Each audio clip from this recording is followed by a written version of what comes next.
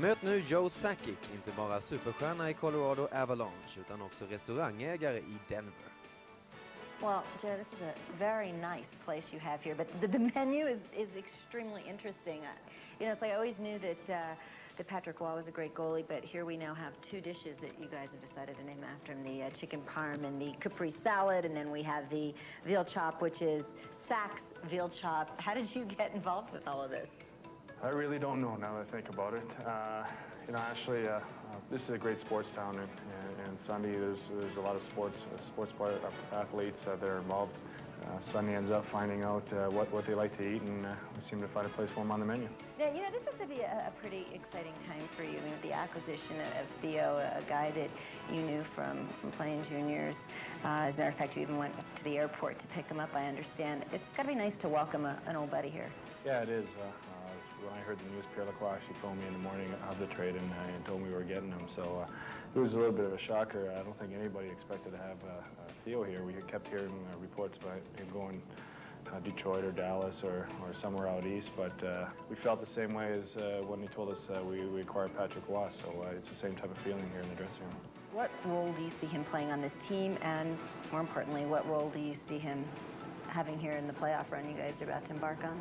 Well, obviously he's one of the best players in the game, so he's got a pretty big role here on this team now, and you know, making that trade obviously puts us up one of the top contenders in the league, and you know, hopefully we can all gel as a team and really come together and put on a good performance in the playoffs.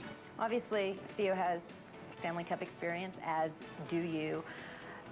From your experience winning the Cup, what would you say is the most valuable thing that you learned that you will now take with you as you guys try to do it again this year? I think just having that playoff experience, you know you're going to have momentum changes all the time, and you have your highs and lows in the playoffs, and you just have to stay on an even keel and make sure you prepare yourself for every game. I think the next night's a new night, and you have to be at your best if you expect to win.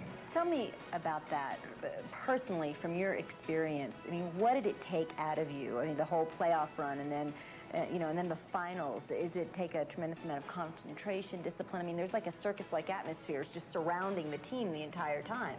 Yeah, you know what? As you're playing, you don't feel it. You're going on adrenaline, and every game, every round, there's just that much more excitement. So you don't really feel it until it's over. And when it's over and you realize you can't wake up for the next week, then you find out that it was pretty emotionally draining. But during the experience, during the playoffs, is just so much excitement. You know, that's when you want to play hockey. As a captain of the team, you were the first to hoist the Stanley Cup over your head and hand it to your teammates. Describe what that felt like.